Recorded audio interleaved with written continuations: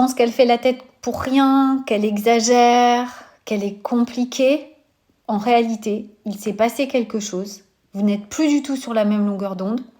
Tu as raté le moment le plus important. Si tu es un homme et que tu tombes sur cette vidéo, reste avec moi, je te fais une révélation qui, à mon avis, va t'aider à comprendre ce qui se passe exactement.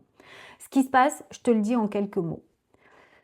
Vous avez eu une discussion. Ça peut être une simple discussion ou alors une discussion peut-être un peu plus animée sur un point important de votre vie. Pas forcément une dispute.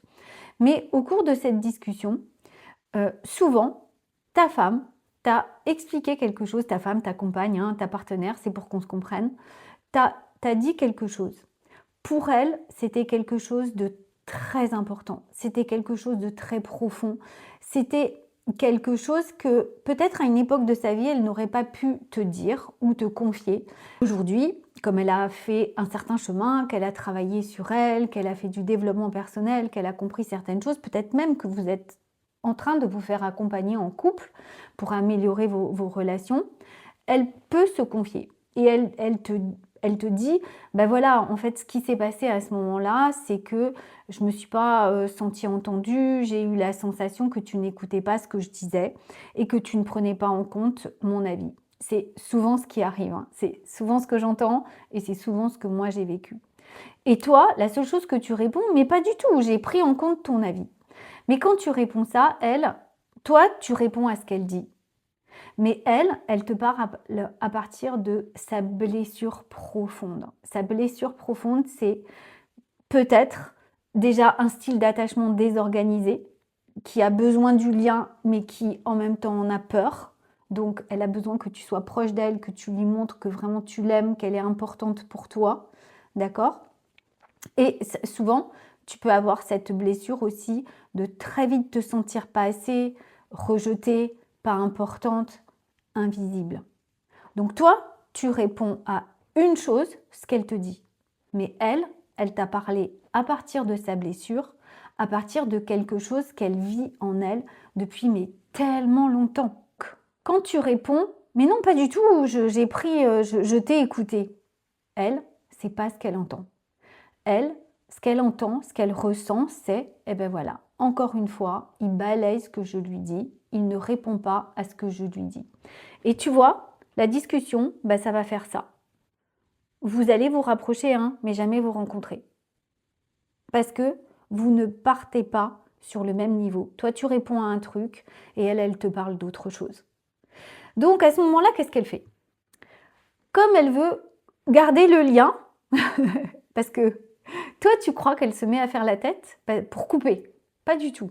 En fait, ce qu'elle cherche à faire, c'est que tu te rendes compte à quel point c'est important pour elle à ce moment-là. Et c'est pas faire la tête, c'est pas quelque chose de conscient. Tu te dis pas bon ben je vais faire la tête, comme ça il va comprendre que c'est très important pour moi. C'est sans doute un comportement appris depuis très longtemps, tu vois, quand tu étais enfant peut-être, ou quand tu faisais la tête, ben, on venait te consoler, te dire qu'est-ce qu'il y a ma chérie, ou peut-être que tu espérais qu'on le fasse, peu importe. En tout cas, c'est pas un truc conscient dirigé contre toi ou sa personnalité qui fait qu'elle fait la tête. Bon, sinon, il y a beaucoup de femmes qui auraient cette personnalité-là. On est nombreuses à avoir cette personnalité-là, en fait. On ne fait pas la tête, on n'a pas cette personnalité. On essaye de rester en lien. Et le truc que inconsciemment on trouve, je te rappelle que tout ça, ce sont vraiment nos schémas inconscients. Ça se fait de manière automatique chez nous. On est en pilote automatique. On ne réfléchit plus. De toute façon, c'est le brouillard à ce moment-là dans notre tête.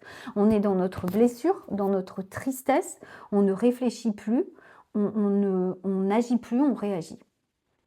Donc elle, c'est le moyen qu'elle trouve à ce moment-là, inconsciemment, pour se dire, bah, il va me voir triste et il va venir vers moi créer du lien. Toi, la seule chose, tu vois pas du tout ce qu'il y a derrière.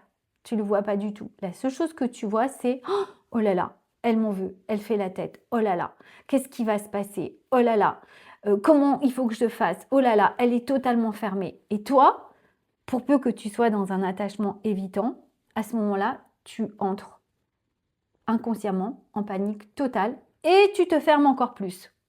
Donc là, tu imagines le cercle vicieux. C'est-à-dire qu'elle, elle se ferme pour créer du lien.